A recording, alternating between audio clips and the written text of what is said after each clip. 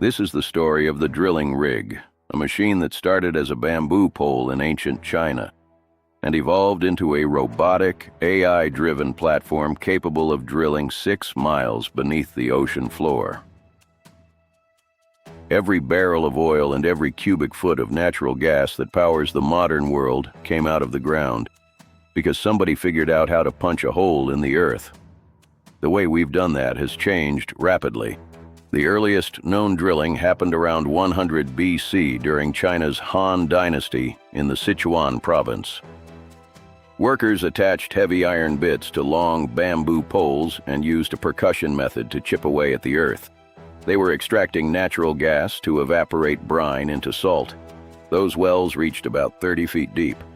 By the 10th century, they reached 300 feet, and by the 1500s, they were drilling past 2,000 feet with bamboo and iron. That number wouldn't be matched in the Western world for centuries. That technique made its way to Europe in 1828.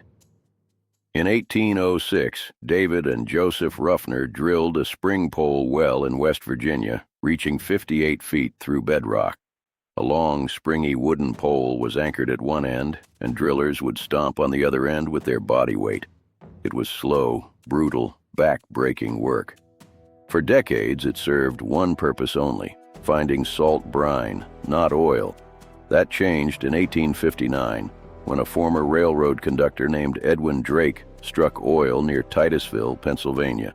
Drake invented something vital: drive pipe, a conductor casing he hammered down to bedrock to keep the hole open.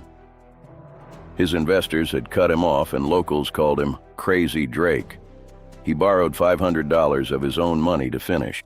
Within 41 days, his driller accidentally set the whole thing on fire, the first recorded oil well fire in history. None of that mattered. Drake had proven oil could be found by drilling, and a rush soon filled the valleys.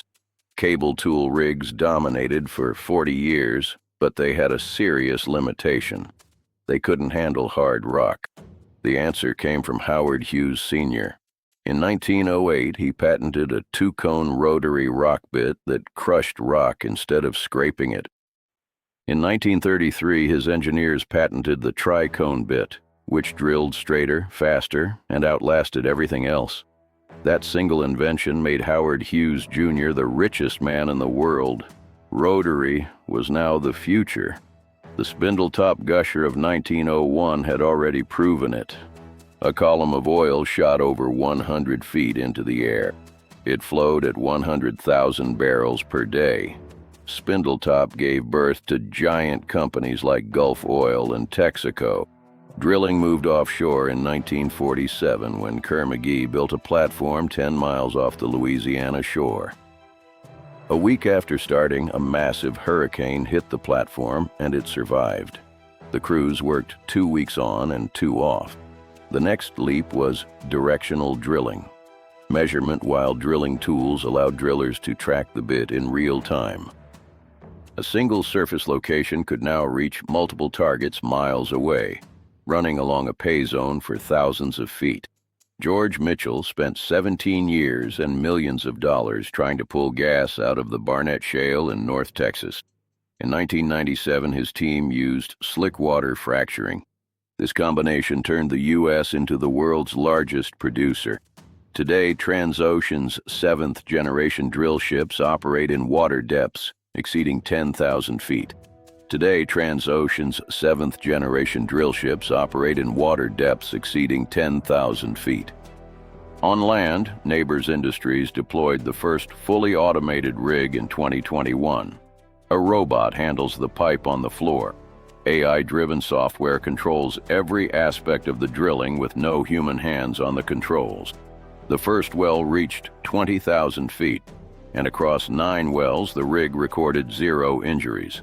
Safety and efficiency combined. From bamboo poles to robotic drill ships, the goal has never changed. Find what's underground and bring it to the surface. The tools have changed beyond imagination, but the mission remains. Do it better than the last crew that tried.